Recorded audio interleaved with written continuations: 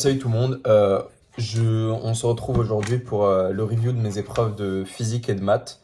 Je les ai passées hier et bon, je fais le review qu'aujourd'hui parce que j'étais trop fatigué hier, j'avais un peu la flemme.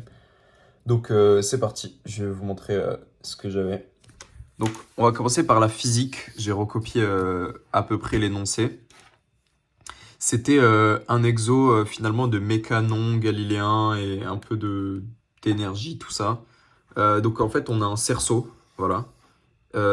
Il tourne, le cerceau, il y a les points A, B, C, D, et il tourne à une vitesse oméga. Il tourne.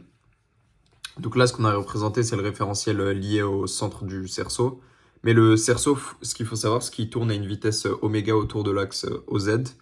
Et donc, il y a 4 ressorts liés sur les 4 coins du cerceau qui sont attachés à une masse M. Et donc, voilà, il y avait quelques questions. La première question, c'était de montrer que pour M au voisinage du point O, eh bien, la force peut se simplifier par la force totale des ressorts, c'est moins 2K fois OM.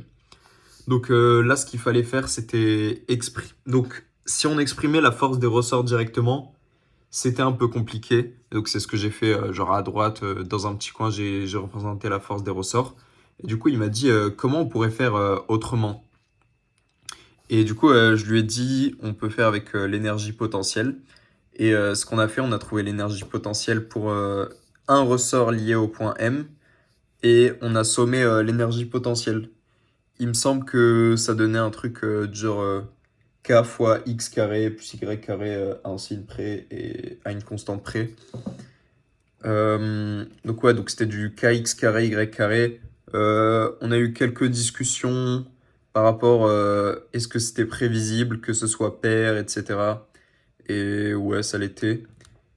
Et du coup, à partir de l'énergie potentielle, on dérive, on trouve la force des ressorts. On trouvait ça finalement. Ensuite, il fallait déterminer l'équation du mouvement, et puis il y avait peut-être d'autres questions par rapport à l'équilibre ou je ne sais pas trop quoi. Donc, fallait exprimer les forces d'inertie d'entraînement et de Coriolis.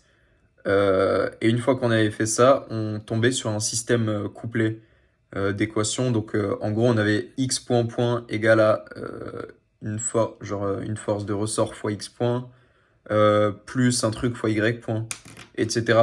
Et la même chose pour l'autre. Et donc, il me disait, est-ce que vous connaissez des méthodes pour résoudre ça? Donc, je lui ai dit, soit un système matriciel, soit en posant z égale à x plus y. Et donc, on n'a pas eu le temps de résoudre, mais on a parlé de quelques trucs. On a parlé de quoi? Ouais, du signe de la force de frottement qui apparaît, etc.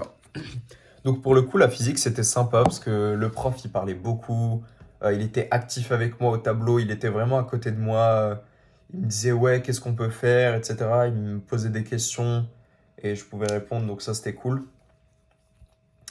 Et donc maintenant, je vais vous montrer les maths. C'était globalement un peu moins bien. Déjà, il arrivait, ouais, il galérait à ouvrir la porte, donc on a commencé en retard. Euh, donc la première question, c'était la division euclidienne sur les polynômes. Donc ça, c'est bien, c'est good. Attends, je montre la suite. Après, fallait exprimer le reste de la division euclidienne de p par x moins a au carré. Euh, et là, j'étais un peu confus parce que je sais comment on démontre qu'une racine a un ordre de multiplicité égal à 1. Mais j'étais un peu confus par la formulation. C'était formulé bizarrement. Et en gros, il voulait qu'on utilise ça pour en déduire. Et finalement, je lui ai dit, mais monsieur, je suis un peu confus et tout. Finalement, j'ai fait par double implication. J'ai presque pas utilisé l'indication d'avant. Donc, je trouve ça un peu bizarre.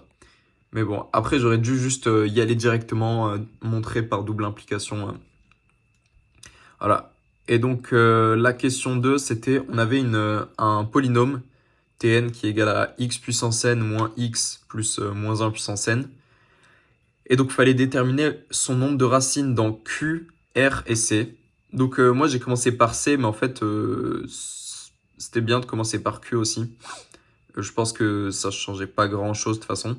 Donc, sur Q, avec de l'arithmétique, on pouvait montrer qu'il y avait forcément pas de racines.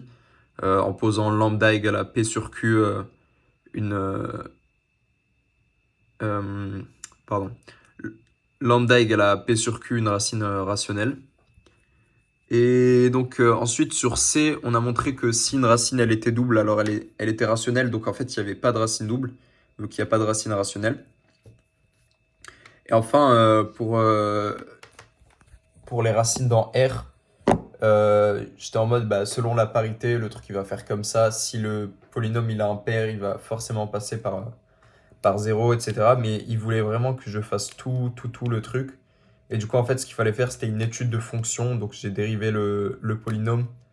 Et fallait discuter. En gros, fallait faire un tableau de variation. Il y avait une disjonction de cas si n était pair ou impair. C'était un peu relou parce qu'il voulait que j'écrive tout, etc. Donc, je me suis arrêté à cette question. Je l'ai presque fini. Et il me restait bah, la question 3, c'était un truc avec des matrices, un déterminant et tout. Je suis un peu dégoûté de ne pas avoir atteint la question 3. Parce que je pense que ouais, les matrices, c'est plus cool. Et cet exo, bon après c'est subjectif, hein, mais j'ai pas trop aimé.